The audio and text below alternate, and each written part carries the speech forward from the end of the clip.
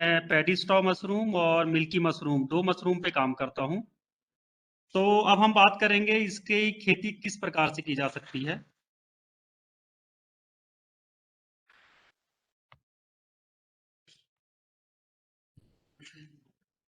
इसको धान पुआल मशरूम भी बोला जाता है और इसकी खेती की अगर हम बात करें कल्टीवेशन चाइना में हुआ था 1822 में और इंडिया में ये 1940 में इसका कल्टीवेशन स्टार्ट हुआ।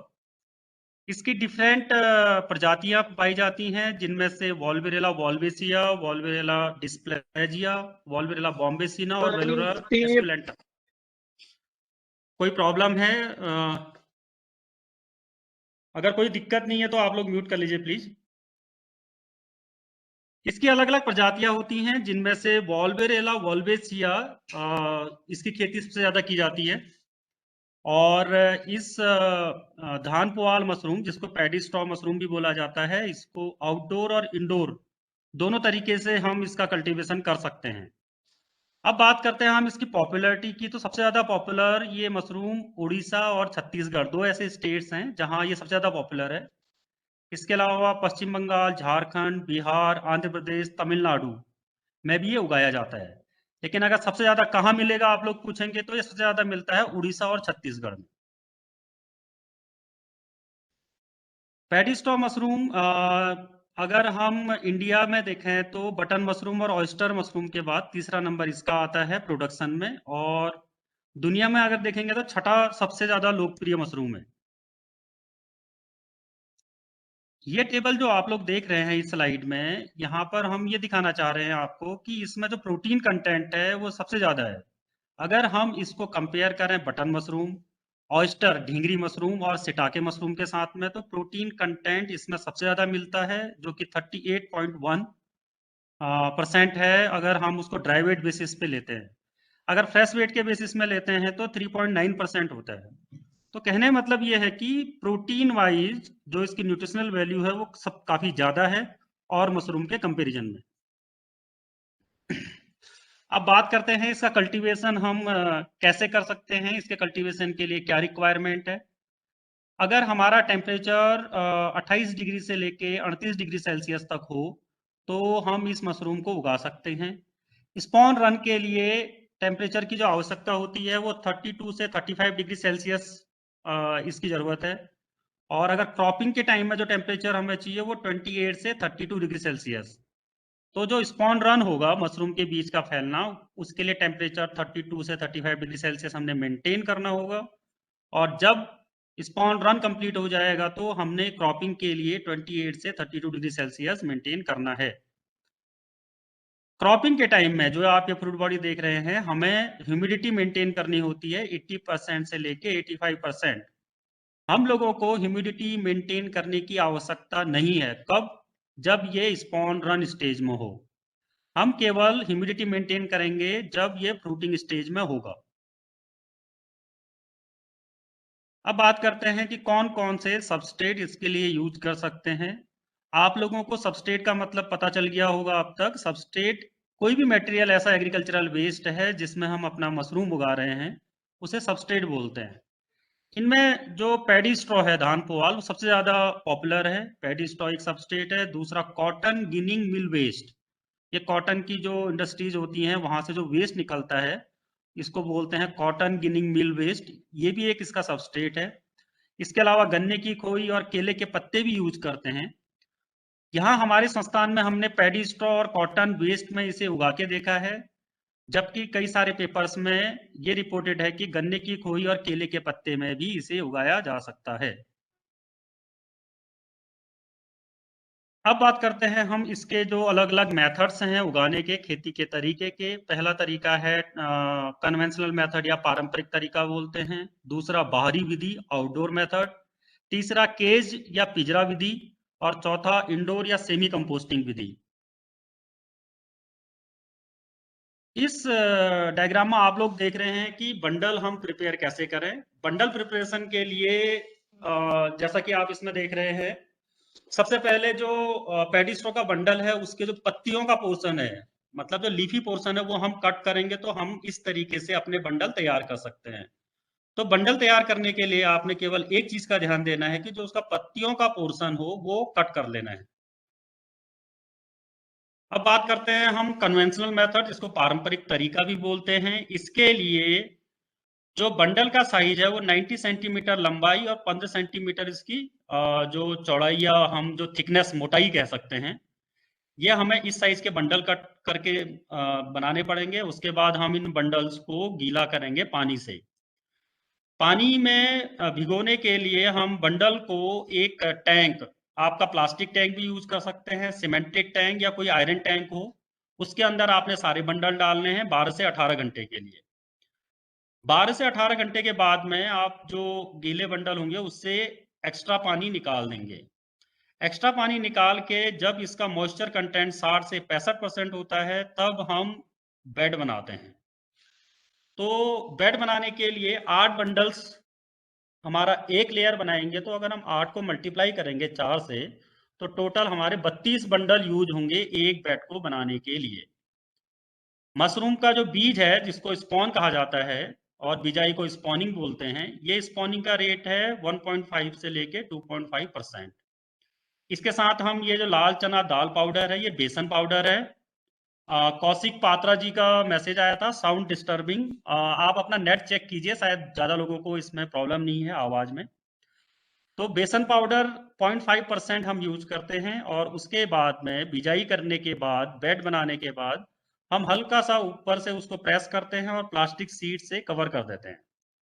उसके बाद हमने इसमें स्पॉन रन टेम्परेचर देना है 32 से 35 डिग्री सेल्सियस मेंटेन करना है। और फ्रूटिंग के लिए हमें 28 से 32 मेंटेन करना होगा। तो ये मेथड काफ़ी इजी मेथड है और हमारा इसमें ज़्यादा पैसा भी नहीं लगता।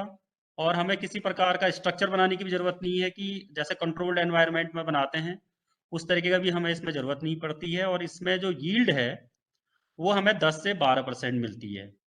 10 से 12% का मतलब है 10 से 12 किलो फ्रेश मशरूम हमको 100 किलो ड्राई सबस्ट्रेट से मिल जाएगा। अब बात करते हैं हम बाहरी विधि, आउटडोर मेथड।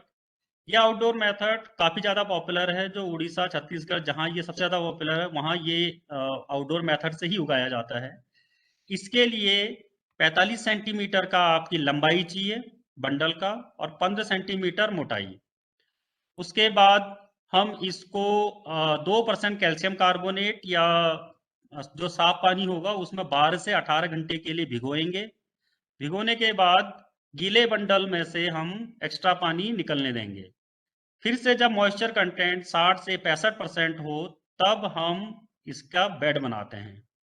बेड बनाने के लिए जो हाइट है वो 1.5 फीट टू 2 फीट क्यूब है। कहने का मतलब ये है कि 1.5 फीट आपकी लंबाई, 1.5 फीट चौड़ाई और 1.5 फीट ऊंचाई होनी चाहिए। बंडल हमारे यहाँ एक लेयर को बनाने के लिए 5 बंडल यूज होते हैं। और 5 बंडल को हम मल्टीप्लाई करें अगर 4 से तो टोटल हमारे 20 बंडल्स यूज होंगे बेड की तैयारी के लिए। तो 20 बंडल में हम बीज जो स्पॉनिंग करेंगे 1.5 से 2.5% होगा। और यहाँ हमने बेसन पाउडर थोड़ा सा छिड़कना है उसके ऊपर जहाँ पे हम मशरूम की बिजाई करते हैं। उसके बाद हम ऊपर से दबाएंगे हल्का सा और प्लास्टिक शीट से कवर कर देंगे। फिर स्पॉन रन टेम्परेचर मेंटेन करना है, फ्रूटिंग टेम्परेचर मेंटेन करना है। तो ये मेथड भी काफ़ी आसान मेथड है। यहाँ हमें थोड़ा सा इंफ्रास्ट्रक्चर की ज़रूरत होती है, बुनियादी ढांचे की। बुनियादी ढांचा मतलब हमें एक उठा हुआ मंच तैयार करना होता है। वो हम बांस के खंभे, लकड़ी के तख्तों या ईंटों से भी कर सकते हैं। इसमें जो हमें यील्ड मिलती है वो 10 से 15% है। इस स्लाइड में आप देख रहे हैं कि किस तरीके से हमने बेड को तैयार करना है। बेड की तैयारी के लिए आप जैसे ये पहली लेयर ईस्ट से वेस्ट डायरेक्शन में अगर आप इसको लगाते हैं तो जो दूसरी लेयर लगाएंगे ठीक अपोजिट फर्स्ट लेयर के लगेगी, नॉर्थ टू साउथ। तो पहली लेयर के बाद में हम मशरूम की बिजाई जो स्पॉन है वो इस तरीके से स्पॉनिंग करेंगे। स्पॉनिंग के लिए जो ये मार्जिन है, मार्जिन से 5 सेंटीमीटर गैप देके हम इसके सर्कल की तरह स्पॉनिंग इसमें की जाती है। अब बात करते हैं बेसन पाउडर। हम जहाँ पर ये स्पॉनिंग आपको दिख रही है इसके ऊपर ही हल्का हल्का छिड़क देंगे। उसके बाद दूसरी लेयर लगाएंगे।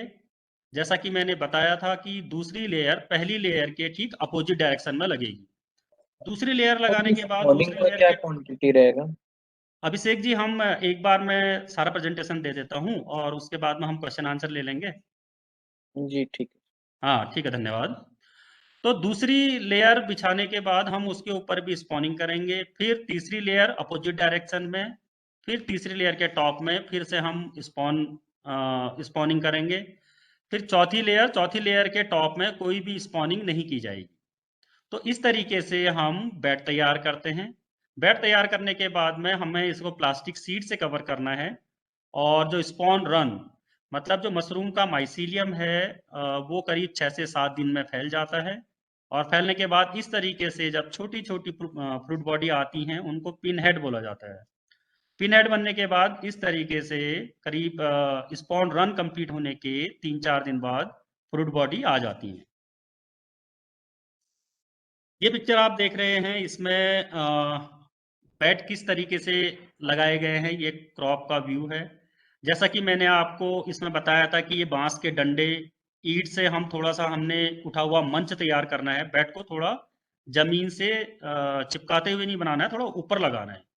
ऐसे ही यहाँ आप देख रहे हैं सीमेंटेड इन्होंने स्ट्रक्चर बना रखा है और बेड को ऊपर किया हुआ है। ऐसा हम इसलिए करते हैं क्योंकि अगर हम डायरेक्ट मिट्टी के वहां पर ही बनाएंगे तो चांसेस होते हैं कंटेमिनेशन के, कीड़े मकोड़े के, तो इसलिए हमने थोड़ा सा बेड को ऊपर उठाना है। अब इसको बाहर लगाने के लिए हम कौन कौन से जगह में लगा सकते हैं? कोई भी पेड़ों की छाया आप यूज कर सकते हैं, जैसे नारियल का बाग है, कोई झोपड़ी सी बना लिया आपने, या बांस के पेड़ के नीचे, या कोई भी पेड़ हो उसके नीचे इसको लगाया जाता है। और हम स्ट्रक्चर ढकी हुई कुछ अगर हम लो कॉस्ट स्ट्रक्चर बनाते हैं ढांचा टाइप का, तो उसमें भी हम इसको ग्रो कर सकते हैं। तो अभी तक बात की थी हमने ट्रेडिशनल मेथड और दूसरी आउटडोर मेथड की, और ये तीसरी मेथड है केज मेथड, या इसको पिंजरा विधि भी कहा जाता है। इसमें जो बंडल का साइज है वो 25 सेंटीमीटर इसकी लंबाई है और 20 सेंटीमीटर इसकी मोटाई है। ये बंडल बनाने के बाद आप 20 मिनट के लिए इसको उबलते हुए पानी में रखेंगे, और उसके बाद एक्स्ट्रा पानी निकलने के बाद जब मॉइस्चर कंटेंट 60 से 65% हो तब आप इसका बेड बनाएंगे। बेड बनाने के लिए 10 बंडल आपका एक लेयर बनाएंगे तो 10 मल्टीप्लाई बाय 6 60 बंडल आपकी यूज होंगे एक केज को बनाने के लिए। केज का जो साइज होगा 100 सेंटीमीटर उसकी लंबाई होगी, 50 सेंटीमीटर उसकी चौड़ाई होगी, और 25 सेंटीमीटर उसकी ऊंचाई रखनी होती है। यहाँ मशरूम का जो बीज है स्पॉनिंग हम 1.5% के अकॉर्डिंग करते हैं। बेड बनाने के बाद ये केज इस तरीके से बनाने के बाद हम प्लास्टिक शीट से कवर करेंगे, और उसके बाद में स्पॉन रन का टेम्परेचर मेंटेन करना है, और जब स्पॉन रन कंप्लीट हो जाए तो फ्रूटिंग का टेम्परेचर मेंटेन करना है। तो केज मेथड में हमारा जो मैनेजमेंट है वो इजी होता है। जैसे एक केज में, एक पिंजरे में कोई बीमारी आ गई तो उसको हम हटा देंगे ताकि दूसरों को वो कंटेमिनेशन ना करे। लेकिन जो इससे पहले आप लोगों ने मेथड देखी आउटडोर मेथड, उसमें हमें किसी भी स्ट्रक्चर की जरूरत नहीं थी। यहाँ हमें इस तरीके के आयरन के या तो हमें केज चाहिए या लकड़ी के केज बने होने चाहिए, इस तरह का स्ट्रक्चर हमें बनाना होता है, रैक्स बनाने होते हैं। और इसमें जो यील्ड मिलती है हमें वो करीब 12 से 20% है। मतलब 12 किलो से 20 किलो फ्रेश मशरूम हमको 100 किलो ड्राई सबस्ट्रेट से मिल जाती है। अब बात करते हैं हम चौथी मेथड, इसको इंडोर कल्टीवेशन मेथड भी कहा जाता है, रूम पास्चराइजेशन मेथड भी बोलते हैं, और सेमी कंपोस्टिंग मेथड भी बोलते हैं। अगर हम कम स्केल पे, लो स्केल पे प्रोडक्शन करना है हमने, तो हम आउटडोर मेथड से कर सकते हैं। लेकिन अगर हमने कमर्शियल लेवल पे इसको लगाना है तो इंडोर कल्टीवेशन मेथड सबसे बेस्ट है, क्योंकि इसमें हमें यील्ड अच्छी मिलती है। इस मेथड को करने के लिए सबसे पहले हमने कंपोस्टिंग खाद को बनाना है। खाद को बनाने के लिए सबस्ट्रेट को हम पहले भिगोएंगे, गीला करेंगे। गीला करने के बाद उसका एक ढेर तैयार करेंगे।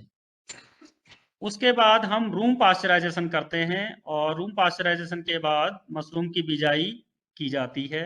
मशरूम की बिजाई के बाद में स्पॉन रन कंप्लीट होने के बाद पॉलिथीन सीट हम इसमें हटाएंगे और क्रॉपिंग इसका चौथा स्टेप है। अब हम देखते हैं कि हमने किस तरीके से इस मेथड के लिए कंपोस्टिंग मतलब सबस्ट्रेट तैयार करना है।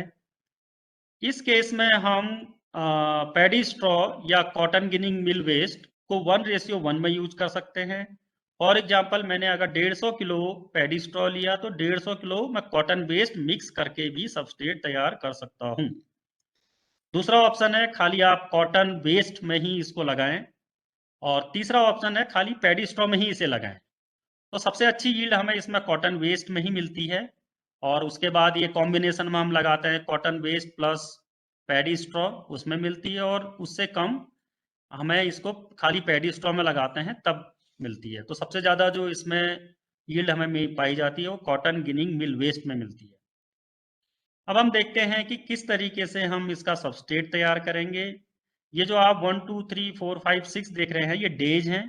पहले दिन सबस्ट्रेट को गीला करेंगे, जैसा कि इस पिक्चर में दिखाया है। गीला करने के लिए हम अपने सबस्ट्रेट के ऊपर पानी छिड़केंगे। पानी छिड़कने के बाद हम दूसरे दिन इसको ऐसे ही छोड़ देंगे, और तीसरे दिन हम इसमें 5% चिकन मैन्योर ऐड करेंगे। चिकन मैन्योर मिलाने के बाद हमने इस तरीके से 4 फुट ऊंचा इसका ढेरी बनानी है, और ढेरी बनाने के बाद में चौथे दिन हमने इस ढेरी को तोड़ना है और फिर से बनाना है। 5वें दिन फिर से तोड़ना है, फिर से बनाना है, और छठे दिन तोड़ के हम इसमें 1.5% कैल्शियम कार्बोनेट ऐड करते हैं। ऐड करने के बाद फिर से हम इस तरीके से इसकी ढेरी बना देंगे। गीले करने के बाद हमें फिर से मॉइस्चर कंटेंट 60 से 65% होने पे ही हमने इसका काम स्टार्ट करना है। मतलब जब 60 से 65% मॉइस्चर होगा तब हमने इसमें चिकन मैन्योर ऐड करना है और ये प्रोसेस अप्लाई करना है। 7वें दिन हम इस ढेरी को ऐसे ही छोड़ देंगे। अब बात करते हैं रूम पास्चराइजेशन की। जैसा कि अभी आप लोगों ने डॉक्टर श्वेत कमल ने बताया होगा बटन मशरूम के बारे में, जिसमें टनल पास्चराइजेशन बोला जाता है। इस केस में टनल पास्चराइजेशन नहीं, रूम पास्चराइजेशन टर्म आता है। टनल पास्चराइजेशन में हम टनल के अंदर सारा का सारा जो हमारा कंपोस्टिंग मटेरियल है, सबस्ट्रेट है, वो टनल के अंदर ले जाएंगे। लेकिन पैडी स्ट्रॉ के केस में हम जो भी हमारा सबस्ट्रेट है हमने रूम के अंदर शिफ्ट करना है। जो आपने यहाँ प्रोसेस करी है सारी, ये जो ढेर है ये रूम के अंदर हम इस तरीके से बेड बना देंगे। इस बेड की जो ऊंचाई होगी वो 12 से 15 सेंटीमीटर हमें ऊंचाई रखनी है। तो अब इस केस में हमें रूम को पास्चराइज करना है। जैसा कि मैं फिर से बताऊंगा कि टनल पास्चराइजेशन नहीं है, ये एक रूम पास्चराइजेशन है। रूम पास्चराइजेशन के लिए हमें इस रूम के साथ में एक बॉयलर फैसिलिटी चाहिए। बॉयलर फैसिलिटी के थ्रू, पाइप्स के थ्रू हम स्टीम डालेंगे रूम के अंदर, और रूम के अंदर स्टीम डालने के बाद हमें पास्चराइजेशन टेम्परेचर मेंटेन करना है 60 से 62 डिग्री सेल्सियस 4 से 5 घंटे के लिए। तो जो हमारी यहाँ आप लोगों ने जो सबस्ट्रेट देखा जो बन गया है, उसका हमने सबसे पहले बेड बनाया, उसके अगले दिन उसको ऐसे ही छोड़ दिया, और उसके नेक्स्ट डे हमने पास्चराइजेशन टेम्परेचर 60 से 62 डिग्री 4 से 5 घंटे के लिए मेंटेन किया। मेंटेन करने के बाद उसके अगले 2-3 दिनों के लिए हमें 45 से 50 डिग्री सेल्सियस टेम्परेचर मेंटेन करना होता है, जो कि कंडीशनिंग कहलाता है। तो यहाँ हम रूम के अंदर सबस्ट्रेट ले जाके पास्चराइज करते हैं। अब बात करते हैं कि इसमें हम स्पॉनिंग कैसे करें, मशरूम का बीज कैसे मिलाएं। उसको मिलाने के लिए जो ये बेड दिख रहा है 4 से 5 सेंटीमीटर गहरा, नीचे हम मशरूम का बीज डालते हैं। जैसे आप लोग प्लांट के सीड मिट्टी में डाल के उसको उगाते हैं, उसी तरीके से यहाँ मशरूम का जो बीज है हम बेड के 4 से 5 सेंटीमीटर नीचे डाल के उसको स्पॉनिंग करते हैं, और दो साइड्स में करीब 12 से 15 सेंटीमीटर का हमने गैप रखना होता है। और जो बेड का मोटाई है या ऊंचाई है वो 12 से 15 सेंटीमीटर करीब होती है। तो यहाँ जो स्पॉनिंग की जाती है वो 1.5% इसके वेट वेट गीले वजन के अकॉर्डिंग करना है। जैसे ये जो बेड देख रहे हैं आप यहाँ से लेके यहाँ तक, अगर ये 100 किलो का है तो इस पूरे बेड में हमने करीब 1.5 किलो मशरूम का बीज मिलाना है। फिर से उसके बाद हम स्पॉन रन टेम्परेचर मेंटेन करेंगे 4 से 5 दिन के लिए, और उसके बाद स्पॉन रन कंप्लीट होने के बाद हमें फ्रूटिंग टेम्परेचर देना होता है, मेंटेन करना होता है 28 से 32 डिग्री सेल्सियस। तो यहाँ हमने 4 मेथड डिस्कस करी, traditional method, outdoor method, cage method और ये सेमी कंपोस्टिंग या इंडोर मेथड। हर मेथड में हम पॉलिथीन शीट से कवर करते हैं बेड को। ऐसा इसलिए किया जाता है ताकि जो मॉइस्चर कंटेंट है और टेम्परेचर मेंटेन रहे। क्वेश्चन आता है क्या हमें ये पॉलिथीन शीट हटाना है, तो आंसर है हाँ, हमको ये हटाना पड़ेगा। क्वेश्चन आता है ये कब हटाएंगे हम, तो आंसर है जब स्पॉन रन कंप्लीट हो जाएगा। तो स्पॉन रन कंप्लीट होने का आपको पता कैसे चलेगा, जब आपका बेड व्हाइट कलर का होगा तब आप समझ जाओ कि स्पॉन रन आपका कंप्लीट हो गया है। तो फ्रूटिंग के लिए आप टेम्परेचर जब उसको 28 से 32 मेंटेन करेंगे, तो हमें फ्रूटिंग के टाइम में ह्यूमिडिटी मेंटेन करनी है। मैं फिर से बताना चाहूंगा कि स्पॉन रन जब ह्यूमिडिटी मेंटेन करने की जरूरत नहीं पड़ती है। तो स्पॉन रन कंप्लीट होने के करीब यहाँ 9 से 10 दिन के अंदर पिनहेड और फर्स्ट फ्लश जो आप ये देख रहे हैं, इस तरीके की क्रॉप आ जाती है, और उसके अगले 5 से 8 दिन बाद फर्स्ट हार्वेस्टिंग के बाद दूसरी क्रॉप आ जाती है। तो यहाँ पर हमने एक तो लाइट देनी है 6 घंटे के लिए करीब 600 लक्स इंटेंसिटी की, और 600 लक्स जैसे जो आप ट्यूबलाइट देख रहे होंगे आपने कमरे में, तो वो करीब 400 450 लक्स इंटेंसिटी की लाइट देती है। तो हमने उसको 6 घंटे के लिए ऑन करना है, और वेंटिलेशन हमने देना है। वेंटिलेशन का मतलब ये है कि अगर आपके पास में कंट्रोल्ड एनवायरनमेंट है जहां एयर हैंडलिंग यूनिट लगी है, तो उसको आप 5 मिनट के लिए ऑन करेंगे सुबह और शाम। अगर मेरे पास में कंट्रोल्ड एनवायरनमेंट में नहीं कर रहा हूँ, सिंपल रूम में कर रहा हूँ, जैसे आप लोग सिंपल रूम में बैठे हैं, तो वेंटिलेशन के लिए आप उसके खिड़की दरवाजे खोल सकते हैं, और खिड़की दरवाजे खोल के भी आप वेंटिलेशन क्रॉपिंग के टाइम में इसको दिया जा सकता है। तो जो ये चौथी मेथड थी इंडोर और सेमी कंपोस्टिंग मेथड, यहाँ जो डिजीजेज होती हैं, बीमारियां होती हैं, उसके कम आने के चांस हैं। क्यों? क्योंकि यहाँ हम पास्चराइजेशन करते हैं। दो टर्म आते हैं, पास्चराइजेशन और स्टरलाइजेशन। स्टरलाइजेशन का मतलब ये है कि जो भी जितनी सारी चीजें हैं, चाहे वो हमारे लिए बेनिफिशियल हों या हार्मफुल हों, जो भी उसमें कीटाणु हों, हमने सबको मार दिया।